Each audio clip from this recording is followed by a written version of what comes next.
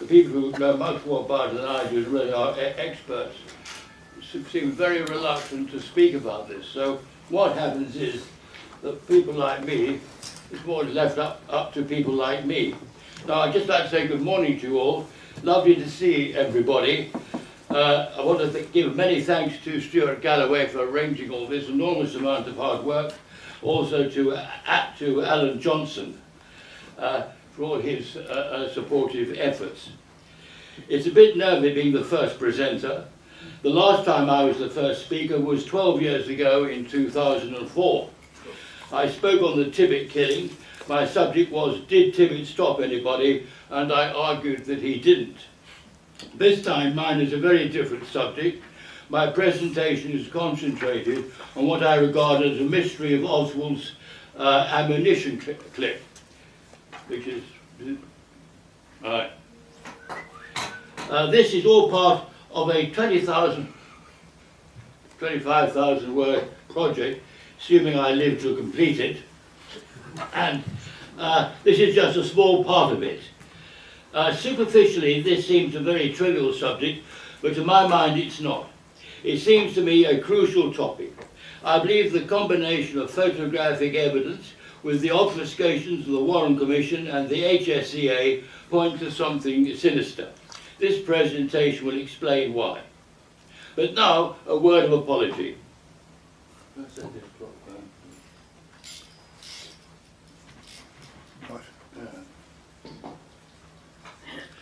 There is, I'm afraid, a repetitive element in this presentation. The reason is that for the mystery of the ammunition clip to be best understood, it requires a context.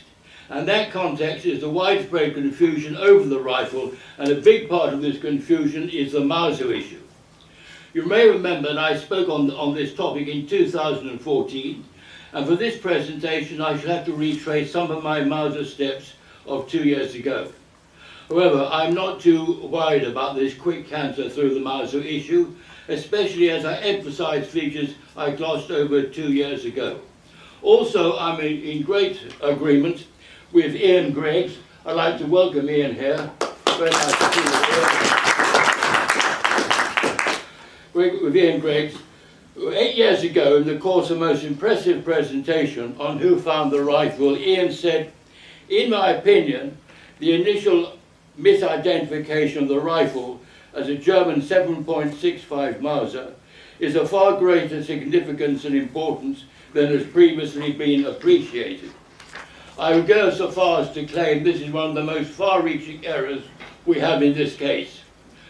I would add, in addition to what Ian says about the initial misidentification of the rifle, I would add there is, to my mind, confusion over the ammunition clip. How it is that Oswald's rifle, with a seemingly jammed ammunition clip, could have fired 3 shots in 6 or 8 seconds, with the last 2 shots coming on top of one another. This presentation does not stand on its own. It is designed to work in conjunction with 6,000 words of information sheets which accompany what I'm saying. Before I start this presentation, I would like to thank Barry Keane for his wonderful work in preparing this PowerPoint.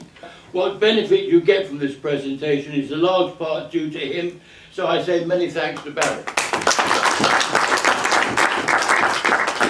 I'd also like to thank Peter Ansell, who's helped me enormously. He has supplied this ammunition clip, so you can see an actual ammunition clip. Right, now, I'm not going to start. Right. Sorry if I walk around all peculiar, it's just because of my age. The depository rifle, 4 challenging issues. We've got 4 challenging issues here, and 14 questions which come from these issues, which are in your information sheets.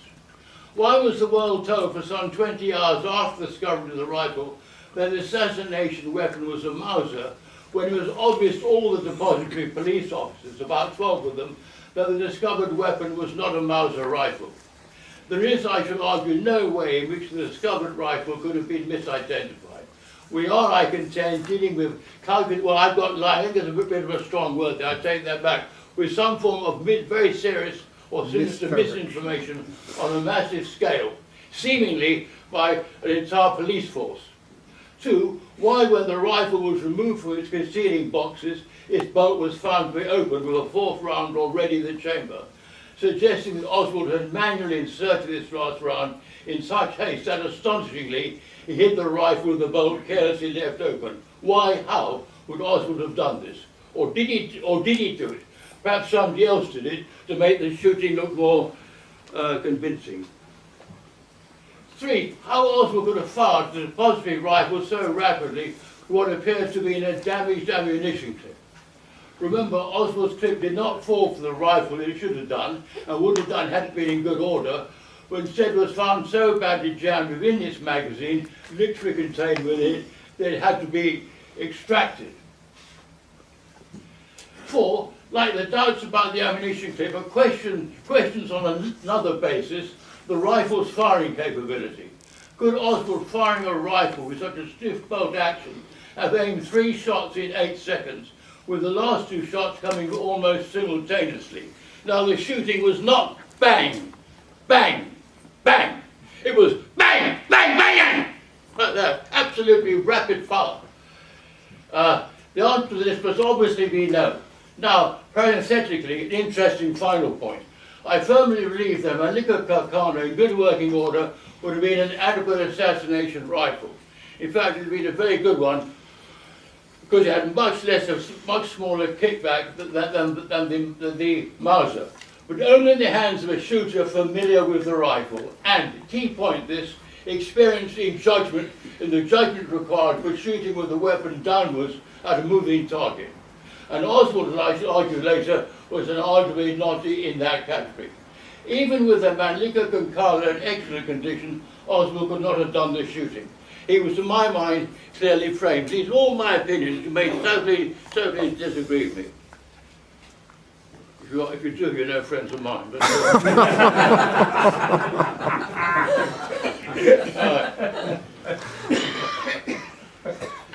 this first issue is by far the most vexed question in the whole of the assassination controversy, and it cries out for a response from all JFKers. It divorced all other issues, ballistic, medical, witness statements, etc., because firstly it rests on unarguable foundations, and secondly because it's immediately understandable when put in a truthful form. It's a question which after 53 years remains unanswered, because it's been obscured by irrelevancies. The official response is principally to ignore it, or if discussion cannot be avoided, to castrate the issue by dismissing it as a question of misidentification, a dismissal which I can show to be deliberately dishonest. What I'm talking about, yes, of course you've guessed it, is the infamous Mauser question. Here are the basic facts. The Tom Allier film shows a rifle being taken from the box or boxes. But what we see in the Tom Allier film, or the rifle is taken from its hiding place, it could be, to ordinary eyes, be either Mannlicher Carcano or 7.65 Mauser. Both rifles had a very similar profile, as the pictures below make clear. Those two pictures are Mausers, and you can see with the Mauser there, the bolt is over the trigger guard. That is the characteristic of a Mauser. That is Mannlicher Carcano. The major difference is the bolt is ahead of the trigger guard, otherwise the two rifles in profile could look the same. But this is the decisive point. If the guns are turned trigger guard upwards, the difference between them comes immediately obvious. The Mannlicher Carcano was a clip-fed rifle. Its clip was an integral part of its firing system. The rifle discharged its clip. It automatically fell. No mechanism was required. Immediately the last round had been chambered. And the clip exited through a very conspicuous aperture at the bottom of the magazine. Right. So there is in this magazine here a hole where the clip exits. Now, in America at that time, no other gun in the world was like that. There are only 2 guns which used ammunition clips.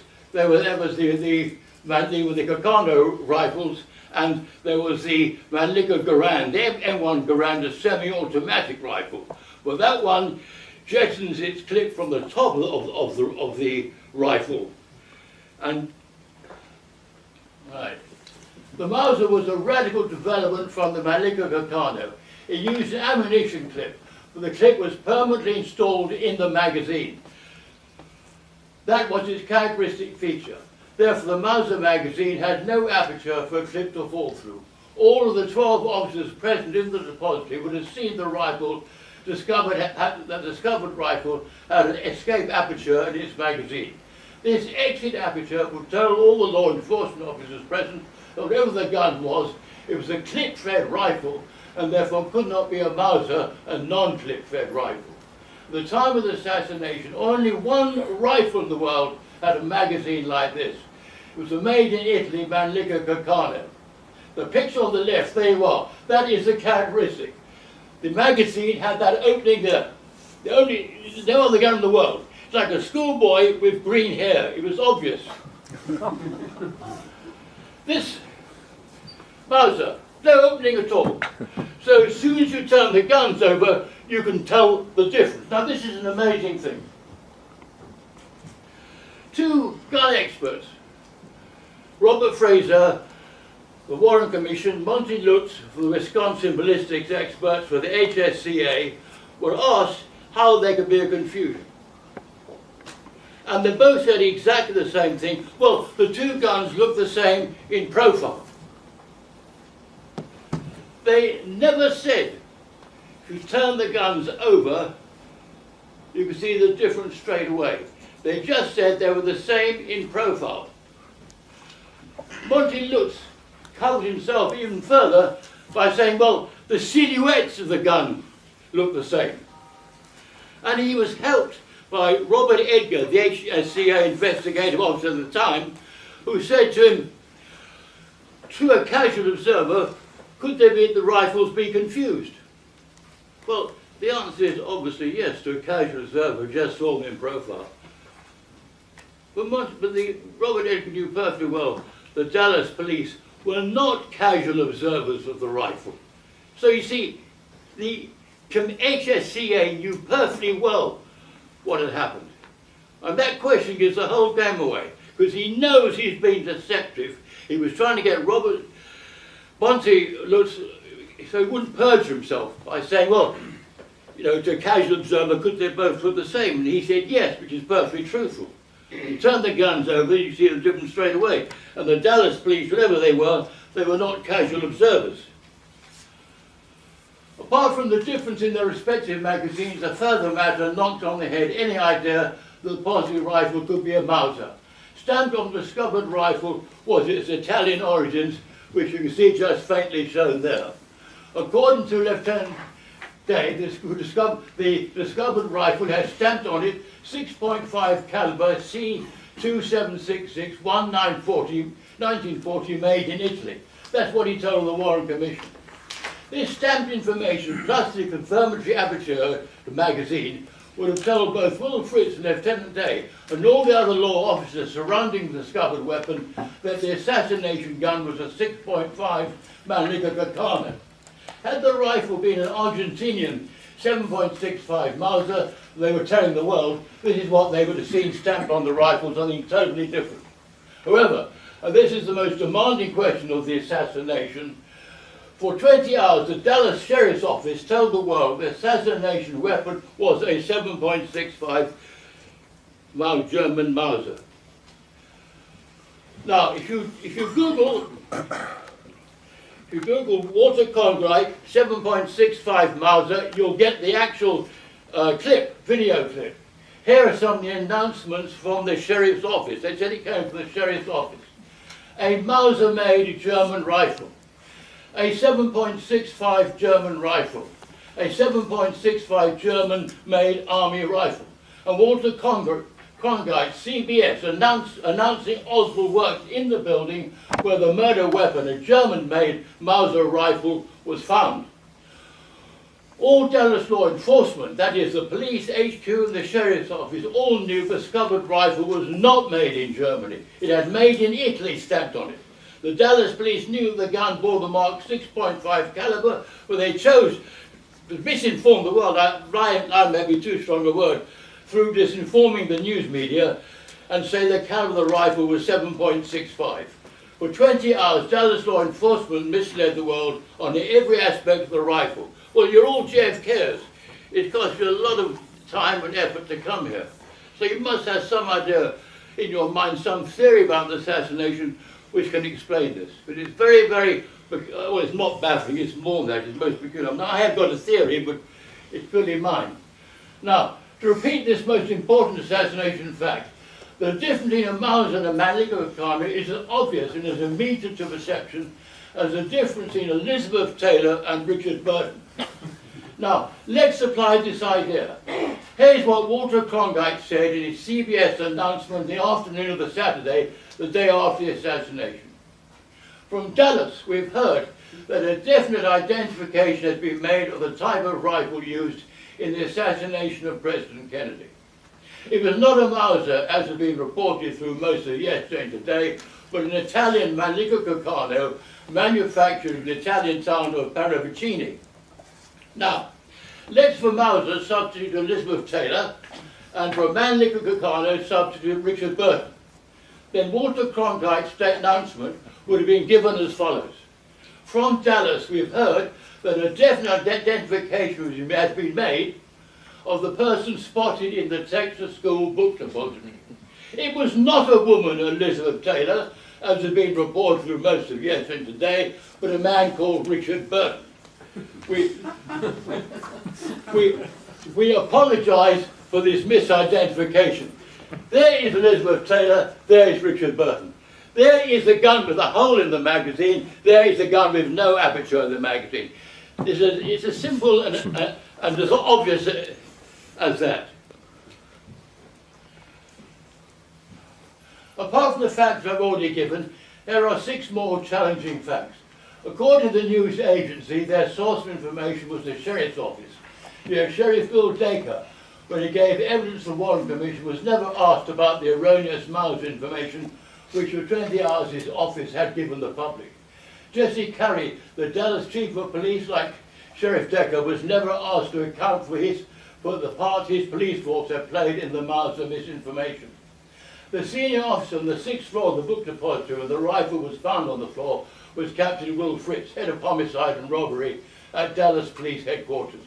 In his testimony to Commission, Captain Fritz denied suggestion the rifle was a Mauser, and like Sheriff Dacre, he was never asked why the news agencies were misinformed for so long. We know that at least 12 law enforcement officers were on the floor or thereabouts when the rifle was found, and yet none was questioned by the Commission on the 20-hour Mauser misidentification.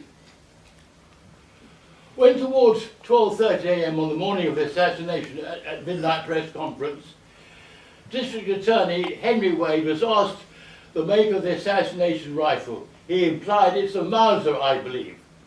Yet when he made this misidentification, the rifle, so obviously not a Mauser, had been in the personal custody of Lieutenant Day in his office at Dallas Police HQ for about 9 hours. And that's from his Warren Commission testimony. Plenty of time for a correct identification. Before telling the world that he thought the assassination rifle was a Mauser, District Attorney Henry Wade was for an hour closeted with Captain Fritz, Assistant District Attorney Phil Alexander, FBI Agent Jim Bookhart, and later with Police Chief Jesse Curry. Because the rifle had been at Dallas Police Laboratory for 9 or 10 hours, from this fact alone, all 4 of those mentioned must surely have known the gun was a Mannlicher Carnot. And yet, Wade, despite everything, said at the midnight press conference, all the world's TV cameras were on him, everything was on him, that it was a Mauser. And later in his testimony to the Commission, he said that this misidentification came from the police. Now we come to a separate topic. This picture here shows Will Fritz's hand moving towards the rifle. Note 2 points. The first thing that Captain Fritz must have seen is the magazine had an aperture, obviously the exit of an ammunition clip. Therefore, Captain Fritz knows immediately the gun is not a Mauser, because as I said, a Mauser did not use an ammunition clip. Two, it appears that he's going to take the rifle, as I've just said, for examination, with his bolt already partially open. You see, there he is. The first thing he sees is the magazine. He sees the trigger guard straight away. He must see the aperture. He must know that is a clip-fed rifle. Instantly he knew it. The same way you could see Elizabeth Taylor and know she's not Richard Burton. It's exactly the same thing as that. Now to our second topic, this open bolt. These two pictures show how Van Licker bolt looks when bolt is closed and when the bolt is open. There it is closed, there it is open, the bolt stands upright. This picture shows Lieutenant Day, the Dallas Police Station senior crime officer, examining the rifle just after he's removed it from the boxes. In the background is Will Fritz, head of homicide and robbery, Dallas Police HQ. Well, you can just see very faintly Will Fritz there. That's the bolt, and then you just see there the bolt head. It's standing up. That bolt is open.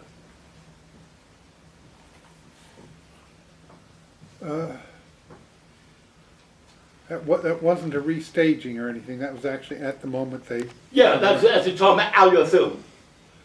Right. So far as we know, that was actually, that was no restaging. Right, right. Now the red, I forget who wrote the book. It's a photographic book about the pain, wasn't it? Get the man's name now. Pictures of the pain. That's right, yeah. Well, he regards that as a genuine picture. Right. Yeah, no, I'm not disputing that. I just would make... No, I know you want. You wanted clarification, yeah, fair enough. Note the red arrow points to the bolt itself and the white arrow to the bolt head. Note also the bolt is obviously open. Mr. Berlin, did you dust the bolt for fingerprints? Mr. Day, yes, sir. Mr. Berlin, before the live round was ejected. Mr. Day, no. The only part the captain touched was the round knob. I looked at it through a glass and decided there was not a print and it would be safe for him to open the bolt. What Lieutenant Day is saying here is the rifle was found with its bolt closed and the bolt was not open until Captain Fritz opened it on receiving it from Lieutenant Day. And then unexpectedly a live round was ejected. A few questions later, he repeated this assertion. When the bolt is open, one round, he said when bolt opened, one live round was in the barrel. Presumably means the round was chambered as opposed to being in the magazine. However, the Tom Allier film, which shows the actual instant of the rifle being taken from the boxes, completely contradicts this. But there's a problem here. The Tom Allier film appears to show the bolt already open when the rifle was discovered. But if in addition to the open bolt, there's already a round in the chamber, and that round must have been inserted after the bolt had been opened. In other words, the fourth round must have been manually inserted. Either Oswald, after firing 3 shots, opened the bolt after the 3rd shot, ejected the round, and since there were no more rounds in the clip, which in consequence would have fallen clear of the rifle, manually inserted a 4th round, which he had been keeping in his pocket. This 4th round he never fired, indeed he never closed the bolt on the bullet. Or it was a planted rifle. Remember, the Mauser issue does raise the question of a substitution of rifles. So this could have been a planted rifle, and somebody inserted a 4th round to make the shooting look more convincing, and had to insert the round manually because there's no ammunition clip. The planting of the rifle was done so hurriedly the bolt was not closed. That's one interpretation.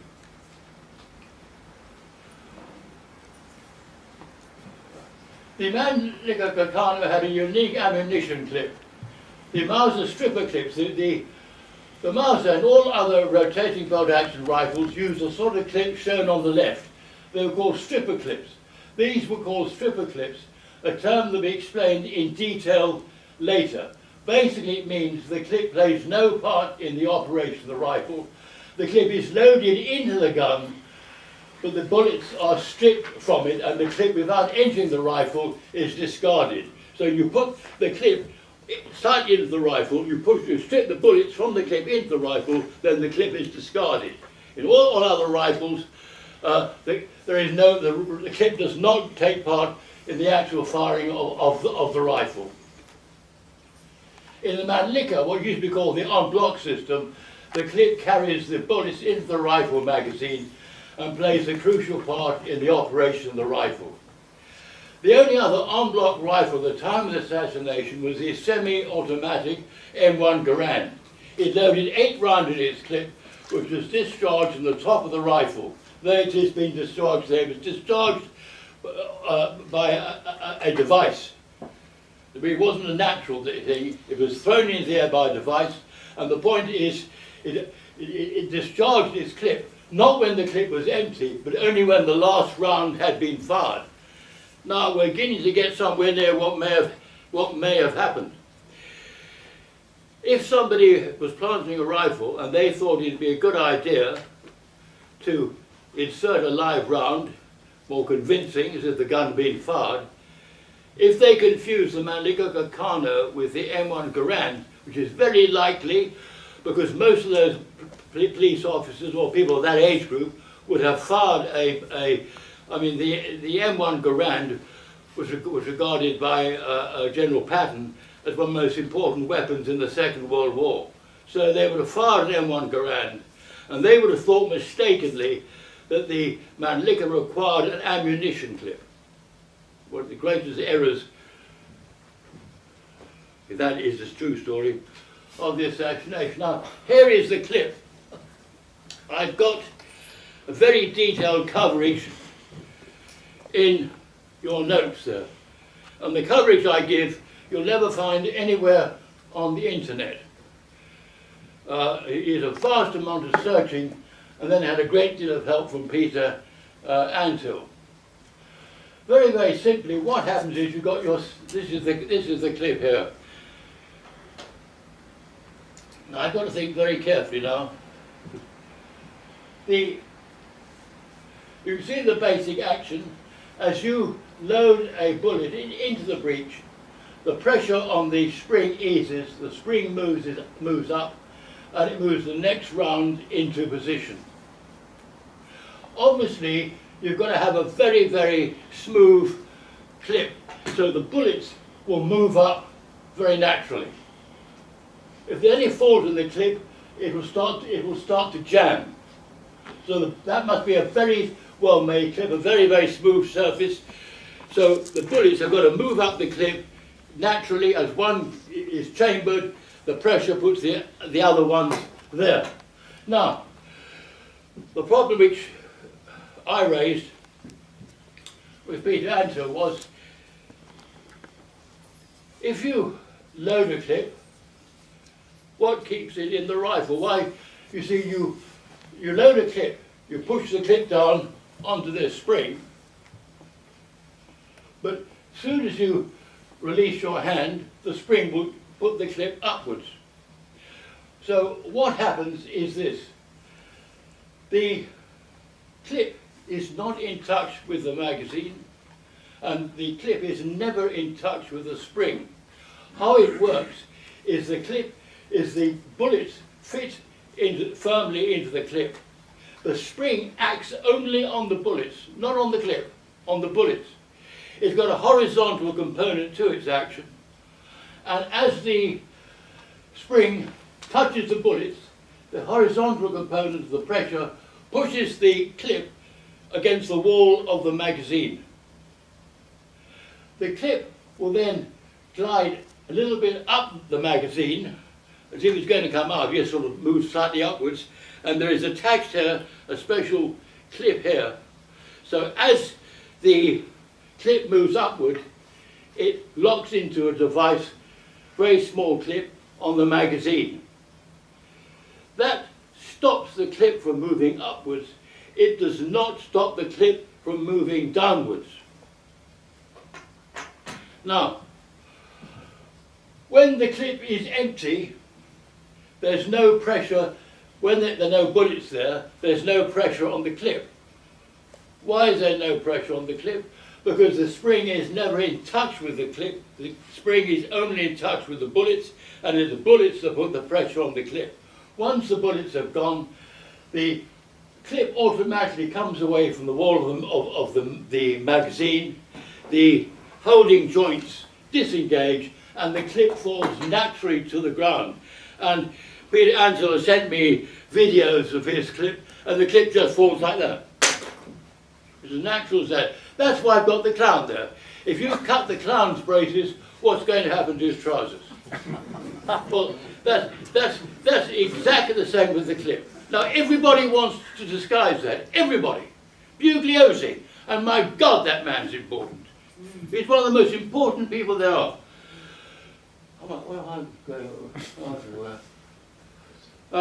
Because, see, he's writing this 900-page book in defense of the official verdict. So he got masses of help from everybody. He got help from the CIA, FBI, Dallas police, you name it, they'd have all helped him. And he says about this clip, he says it's detachable. Now, that's perfectly correct, it is. If you had loaded a full clip into the rifle and you didn't want to use it, there's a spring by the trigger, there's a little lever, you just press that, it releases a spring and the whole clip comes upwards. So he's dead right. What he doesn't say is the natural position of the clip is to fall out of the rifle. He never says that. He lets you think that when the clip is empty, the clip will remain in the rifle. It won't fall to the ground. You just detach it. That's what he lets you believe, and we'll see why he does that. Also, the report said the rifle contained the clip, and they gave two references, both of which were false. The first reference to Will Fritz never, any time in his testimony to the Commission, was ever asked about the rifle clip. The second clip is Lieutenant Day, and I said in the notes, all Lieutenant Day ever said about the clip, was its manufactured number. So, well, thank God I've done that, because that's always worried me, that Richard Ticker, you get in a muddle. Why? Sometimes the clip fails to fall. Although the clip is designed to fall when the magazine is empty, occasionally it doesn't and stays in place. Well, the most simplest reason is because the holding clips didn't disengage for some reason. But there are other reasons as well. In repeated use, i.e. falling repeatedly on very hard tarmac or concrete ground, the clip becomes damaged. It's a manufacturing died a very small error, possibly a minute one, can affect the ability of the clip to slide away when not supported, or that it doesn't disengage from the holding clips. A clip may be very hurriedly, forcibly, incorrectly inserted, causing it to become bent. 4. Possibly the wear and tear of repeated use can weaken a clip to such an extent that it easily buckles or bends. 5th, dirt may enter through the exit aperture at the bottom of the magazine. And finally, an inferior manufactured clip, wrong materials, may expand slightly from the heating.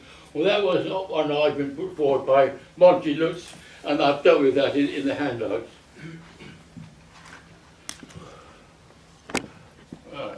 A clip in a Manicco Carno is an integral part of the rifle's repeat fire operation, and therefore any damage to the clip will cause either the rifle to jam or load with difficulty.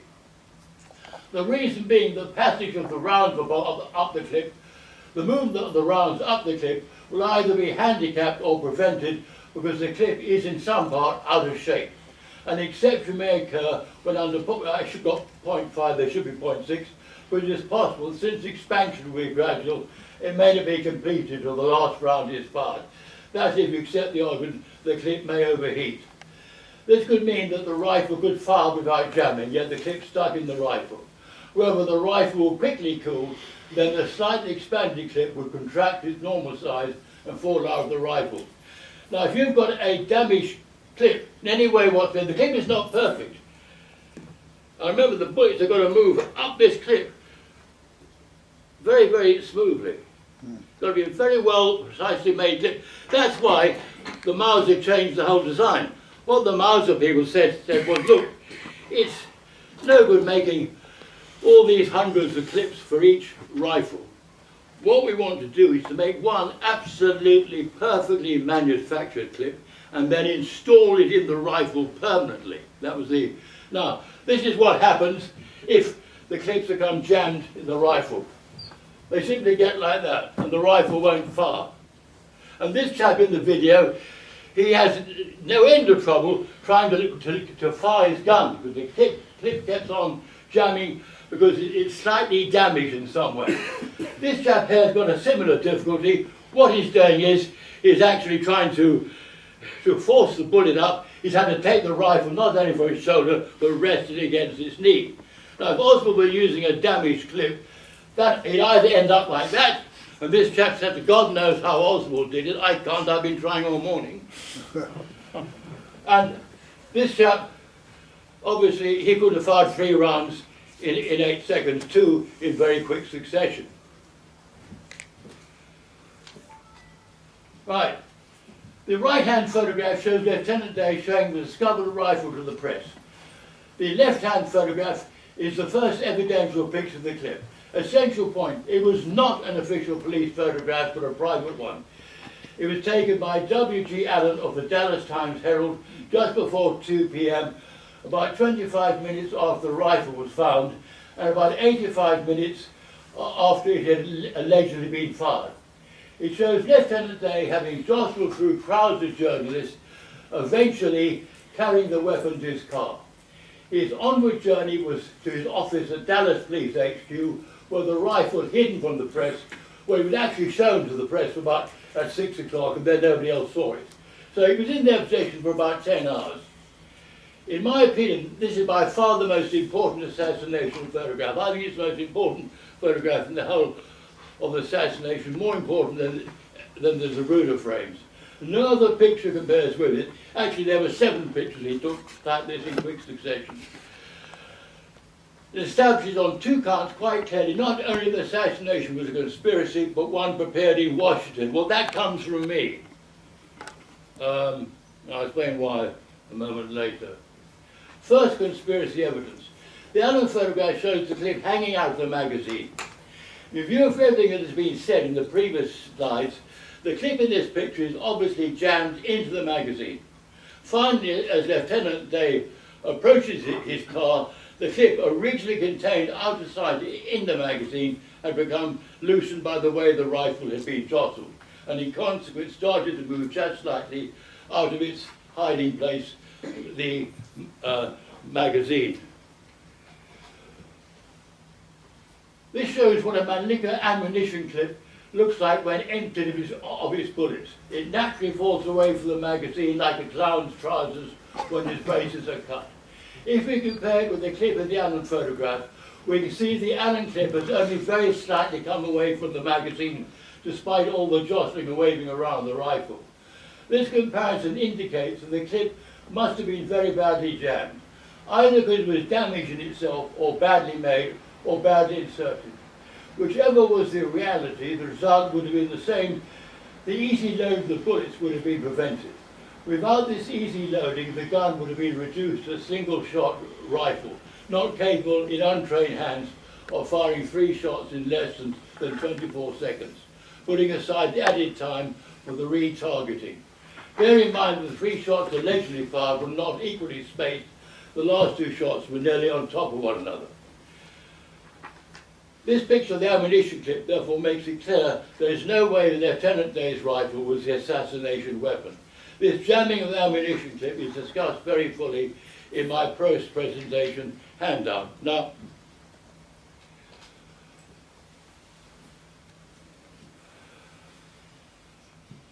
the ammunition clip Lieutenant Day is carrying a clip-dependent rifle. This rifle, as I've repeatedly pointed out, cannot be a Mauser, because a Mauser doesn't use an ammunition clip. Now consider some of the statements made by Vincent Bugliosi, the great defender of orthodoxy. Referring to the Dallas Attorney General, Henry Wade, Bugliosi asserted, Wade's assistant prosecutors, Bill Alexander in particular, worked closely with the police.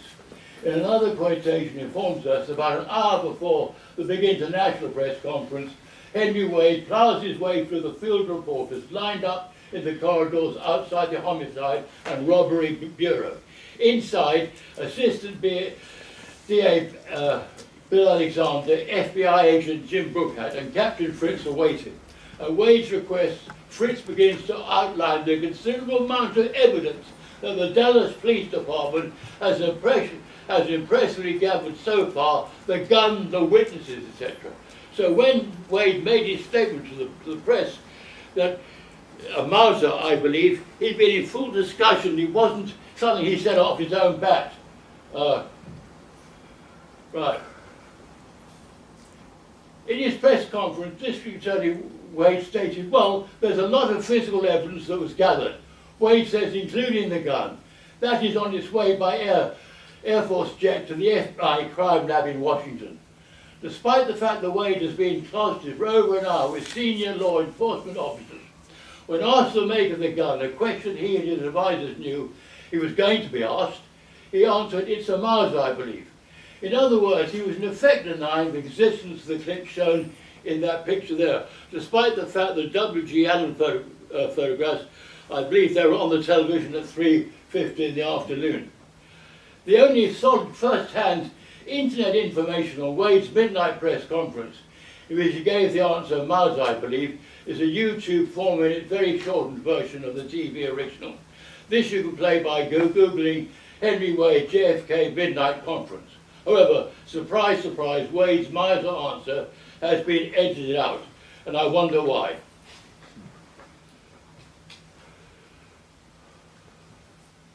Right, now I want to go on a little bit more because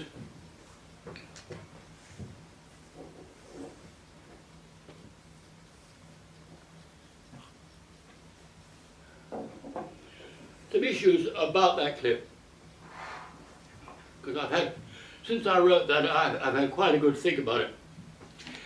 According to the Warren Commission exhibits, they show pictures of the Oswald alleged ammunition clip. And all those pictures show a clip in absolutely perfect condition. Now that presents everybody in this room with a very big problem, which all of you must attempt some form of solution. During his Warren Commission testimony, Lieutenant Day was asked, when he took the gun to his office, what did you do to it? How did you process it? He said, I took the fingerprints, I photographed it, I examined this, I examined that. He never said he extracted the clip. There was a clip in the rifle when he was taking it to his car. There was no clip when he showed it to the press at 6:30. So somebody removed that clip. He never said, that's one of the things I did in the office, and it must have been surely the biggest thing that he did. But he was quite justified in saying that, because he never took the clip out in his office. The truth emerged 14 years later in the HSCA investigation when Robert Edgar was questioning Monty Lutz, and it emerged that what happened was he took the rifle to the crime laboratory and they removed the clip. Now, if the clip had been just simply jammed, Lieutenant Day could have done two things. He could have inserted another clip on top which would have pushed the jammed one out. That's what normally happens. Or he could have used the emergency release button by the trigger and the clip would have come out vertically. Obviously he tried those two things and it didn't work. So they went to the crime lab. And the crime lab had to take the clip out of the rifle. That's in the HSCA, it doesn't come from me. I'm coming here to be close to you, because this is so important. And there's electricity coming from me to you. Here is the great question. That is a rifle which has fired 3 shots in 6 to 8 seconds. The last 2 shots within a second. It's using, according to the exhibits, a totally undamaged clip. So how is that clip jammed in the rifle? Monty Lutz was asked, And he started giving to the HSCA, it's all in the notes, I got the whole thing there, explaining why clips remained hanging in a rifle. He never answered the question, how did the clip hang half out? Because if the clip is hanging half out, what does that mean?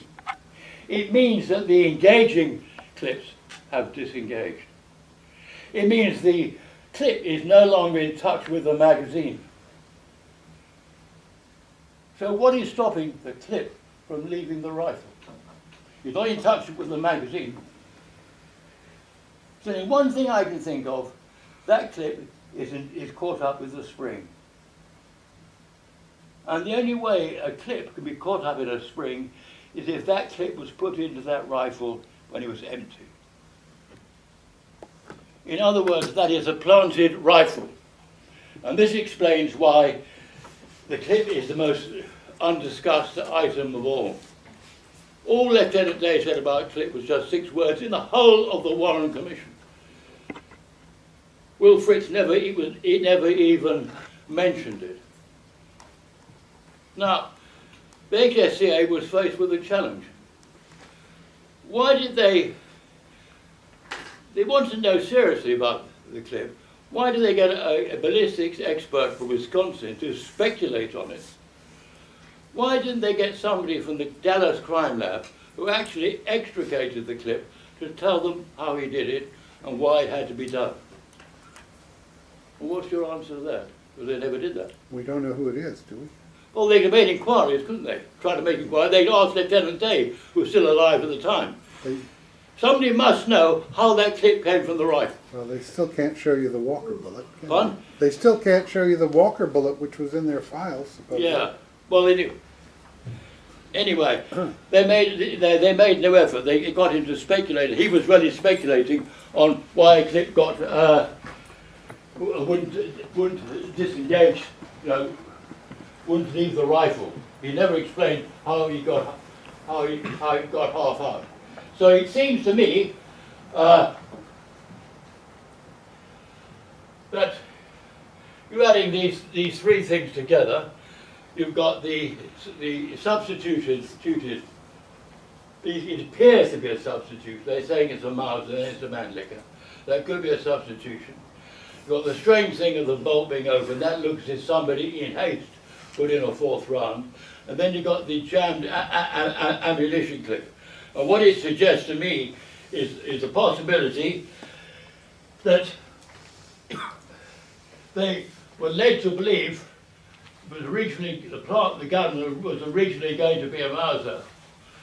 Then at the last minute it was changed to a Mannlicher. The communication was so very, very bad that the people who deposited the rifle first of all deposited a Mauser. Then the last minute they had to change it for a Mannlicher. And then wanted to take the first rifle they could to hand. They opened the bolt and put a live round in. They thought that was more convincing. And then they thought it must have an ammunition clip because they confused it with the M1 Garand. They put in an ammunition clip very, very hastily and it jammed. Because if you put in an ammunition clip, it tends to go down like that. But the bullets will stop it from going down because it gets the magazine and it straightens up like that. But if you put in an empty clip, it could jam very, very easily. So that seems to me, in itself, quite a good explanation. What makes it more convincing to me is the reluctance of anybody to discuss it. And the key thing to me is when, as I say, Robert Edgar said to Monty Lutz, to a casual observer, would the 2 guns look the same? Dallas police were not casual observers. There was something very crooked in the way that question was put. The man who put that question knew far more. He wasn't just investigating, he knew what had happened. Everybody did. I mean, how could Robert Fraser stand there and say, well, of course the 2 guns could easily be confused. I mean, that's what he's telling the commission as well. He said, you know, the two guns have got bolts on the right side, they've got external magazines, they've got this, they've got that. He never said you turn the rifles over. I mean, that's like saying the Richard Burton and Elizabeth Taylor are really hard to tell the difference because they've both got legs, they've both got feet, they've both got hands, etc., etc. The difference was obvious. So why were they conceding that fact? And that's why it's their attitude towards it which makes me very suspicious indeed. And the fact that nobody in the Warren Commission ever mentioned that ammunition clip. Lieutenant Davis never asked how he extracted it and had to go to the crime lab to be extracted, and we didn't know that till 14 years later. Alaric, yes. All this business with the clip, Yeah. Putting one into the barrel. If you think about it, the clip holds 5, doesn't it? 6. Yes. So if you were Oswald, why would you go with a half-empty clip Uh, to kill the president? Nobody knows, even Bugliosi, with all the help he can get from everybody, doesn't know. But even more peculiar, why did Oswald take 4 bullets with him, put 1 in his pocket, just 3 in the clip? Exactly. So if it's all set up, Oswald would have taken a full clip there. Yes. He's fired 3, that Yeah. leaves 3 left. Yes. So you can see them thinking, well, let's put one in the chamber, Yeah. and let's try and force 2 bullets into the clip, maybe, Yeah. to show that actually that accounts for the full clip of the bullets. That is what I think is Well, possibly possible. yes. I'm putting it to people to give their own opinions. I don't know what the answer is. I got some sort of idea, but I could be completely wrong. What I'm trying to say is these are important issues for people to deal with, as you are. And it's all I think it needs discussion. And what's happened now? I think they're off. It's just... Well, it doesn't matter anyway, because I've gone for the last 2 points. Okay, right.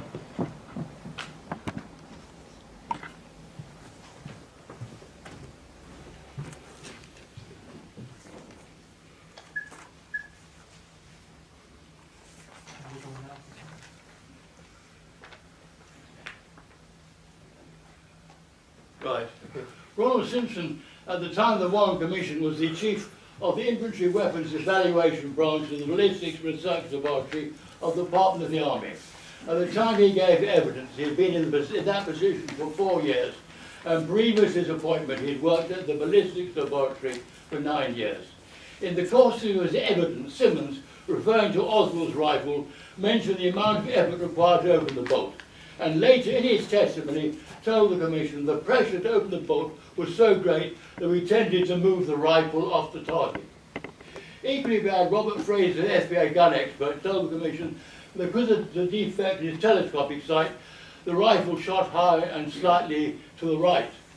The question is, could Oswald, now if he's firing on a moving target, especially from a distant height, it's not like firing a stationary target where you simply get the rifle, like you see this on a lot of the videos on YouTube. People get the rifle lined up and they've got a fixed target and they just go like that, bang, bang, like that. If you're shooting at a moving target, you've got to change your aim every time because you've got to shoot ahead of the target, and that requires judgment. And that requires plenty of experience.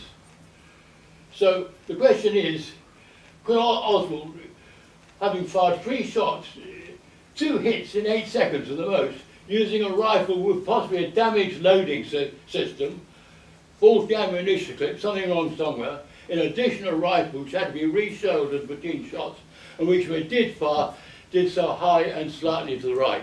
Does any of that make sense? And here is another question. If you're a conspiracist, you've got to ask yourself, why is it the conspirators, if Oswald didn't do the shooting and he was framed, and they planted the rifle, why did they plant such an inefficient rifle? Why did they plant one with a faulty telescopic sight? Why did they plant one with a damaged clip system? Why did they leave one with a stiff bolt? And that's a difficult question to answer. But it could be answered if you assumed there was this substitution. They were suddenly taken by total surprise. They thought they'd found a Mauser. They had suddenly to substitute a Mannlicher, and literally had to use the first man liquor rifle they came across. I don't think it was a well-planned assassination from that point of view. I think it was very incompetent in many ways. The cleverness of the assassination was in its cover-up. Now, just one last thing. It comes from Will Fritz. I've told Stuart this. Oswald, as you all know, defected to Russia as a private person. He assassinated Kennedy as a private person. So officially, all that was known of him was his military record. And he considered so strongly, even by 2 o'clock in the afternoon, long before the autopsy, to be the sole assassin, that he could be, as under United States procedure at that time, he could be dealt with by the local police.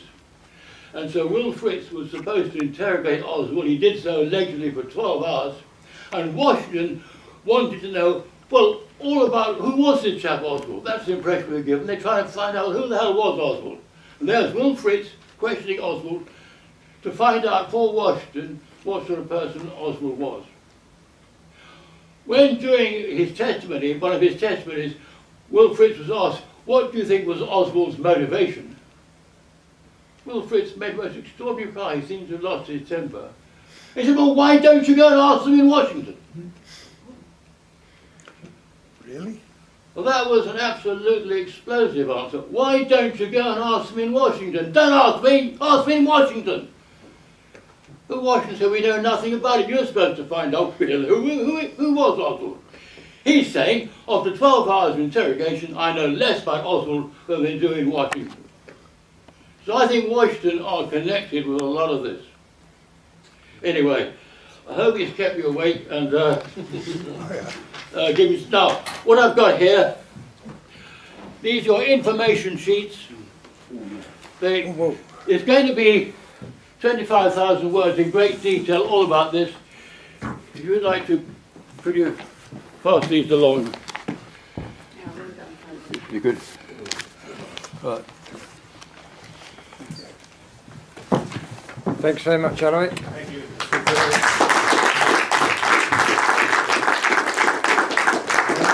I noticed that Alaric definitely has a propensity for trousers. I remember last year we had his trousers falling down in the supermarket, and this year we have a clown with his trousers. Good. Excellent.